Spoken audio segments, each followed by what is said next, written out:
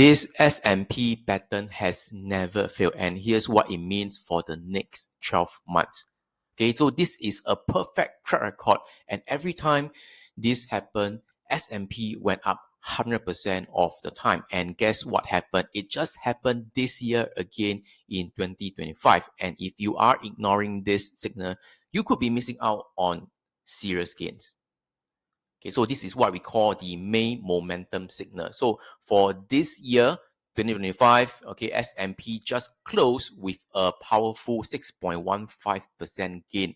And that's rare, but more importantly, every time the market gained more than 5% in May since 1985, okay, the next 12 months, that is 1 year, okay, were all green, no exception. So let's break it down.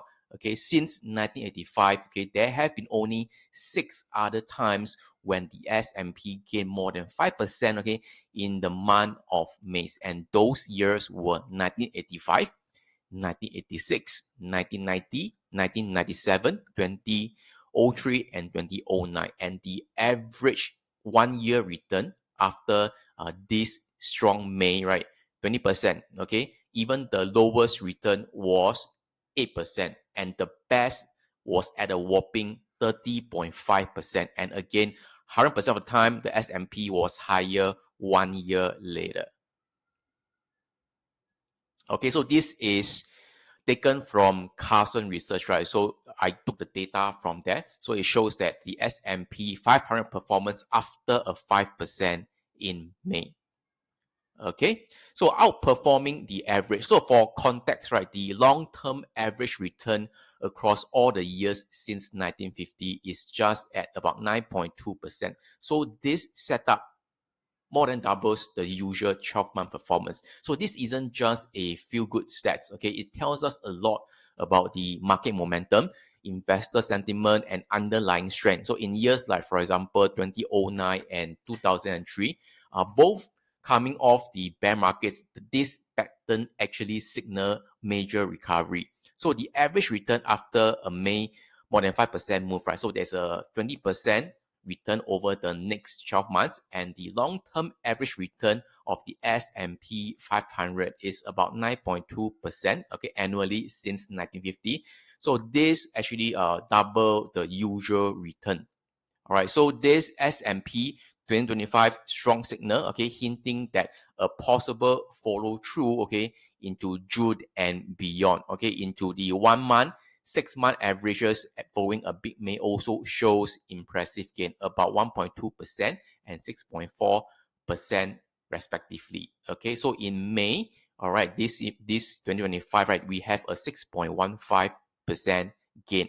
So in June, okay, based on average, we should expect about 1.2% average, okay? And by November 2025, expected return, it is about 6.4% average return, okay? And heading into 1 year later, 12 months, the expected return, it is about 20% on average. Okay, so understanding the limitation of this, of course, so no indicator is perfect. Okay, you may argue that the sample size is small. There's only 6 historical cases, and of course, the macro condition do matter as well. For example, the Fed policy, inflation, geopolitical risks can all affect the market. But still, okay, seasonal strength, okay, historical pattern, current momentum, okay, that's a combo you don't want to ignore. Of course, your historical pattern, it is 100% success since 85. Okay, seasonal strength, okay, the momentum, okay, can carry forward. And of course, there's a limitation, okay, this is a small sample size. There's also the macro risk, okay, and the current momentum. In fact, there is also a strong market technical patterns that it could continue to go higher.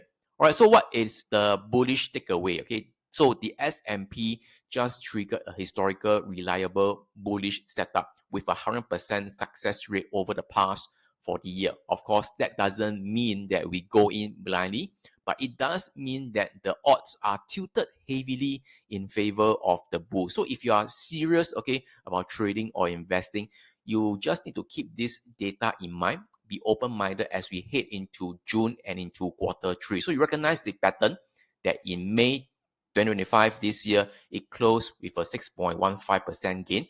triggering the signal. So you also need to understand the odds, right? It is a 100% success rate historically with about 20% average return. So you position accordingly, okay? So you can consider maintaining or increasing market exposure. So, all right, one more data back insight like this. Okay, do hit subscribe button, give this video a thumbs up, and also share it with someone who needs to see this chart. Okay, so don't just follow the news, follow the data, and see you again in our next video. Thank you and bye bye.